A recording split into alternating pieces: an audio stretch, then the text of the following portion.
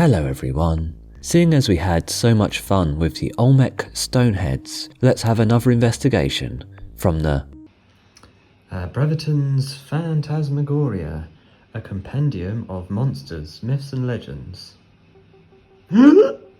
Before I do, please consider dropping a lick and a subscribe. Alright, just like last time, we're gonna randomize. Okay, there we go. Page number and story number. There we go. Right, there we go then. So that randomization took us to Bonnacon, the Excrement Hurler. What? Yeah, what indeed. The Bonacon is a mythological creature which looked and acted a bit like a bull, but with the neck of a horse.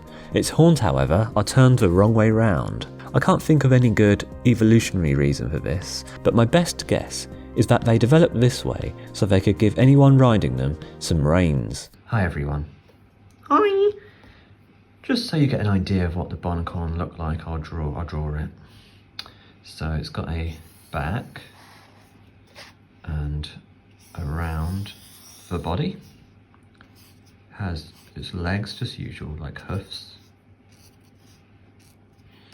And the tail comes up like this.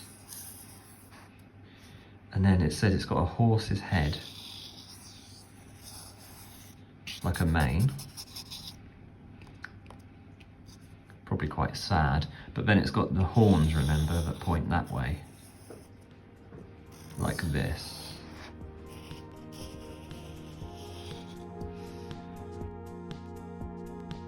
Pooh?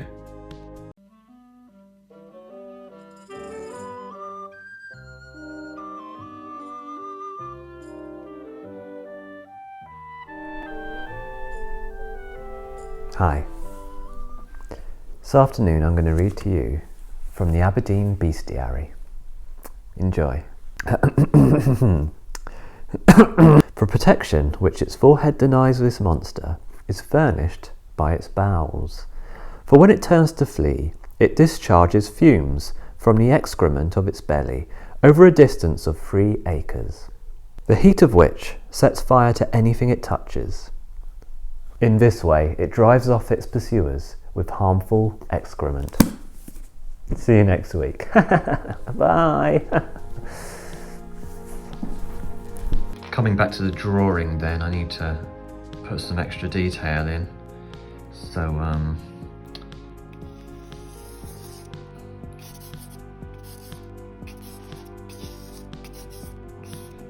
probably gets a bit on its own tail, down its own leg. And then it's also on fire, apparently. It's also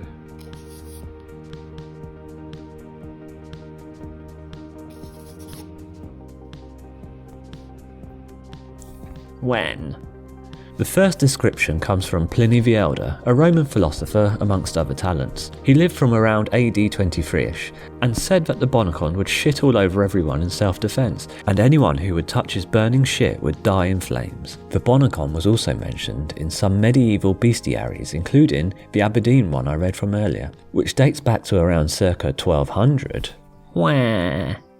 The Bonacon is mentioned in the Life of St Martha in the Golden Legend, a work that dates to the 13th century by Jacobus de Voragine. St Martha encounters and tames the Tarasque, a dragon-like legendary creature said to be the offspring of the biblical Leviathan and the Bonacon. In this account, the Bonacon, which in this work is named the Bonaccio or the Ornaccio, is said to originate in Galatia, which is in the middle of modern-day Turkey, but was then Anatolia.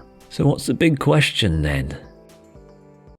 So we know we had big pooing beasts. That's a pure fact, 100% fact. But what happened to them? I don't think she likes my new hair.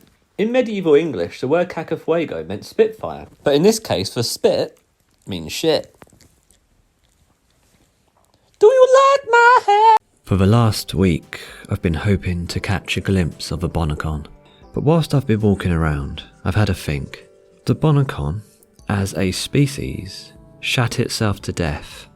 Which is quite sad really, because these days, with the advances in health science and the research going into stomach issues and IBS, there could have been a medication or a diet that the Bonacon could have gone on. Maybe it would have kept it alive.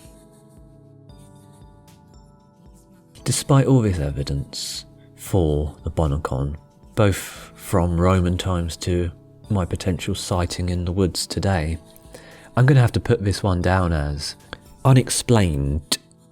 I'll be back next week, but in the meantime, drop me an email. Let me know if there's anything you want investigating. I think we can all learn a lesson here, and I'd recommend next time you're in your Zoom meeting, someone's having a go at you, making you feel a bit defensive.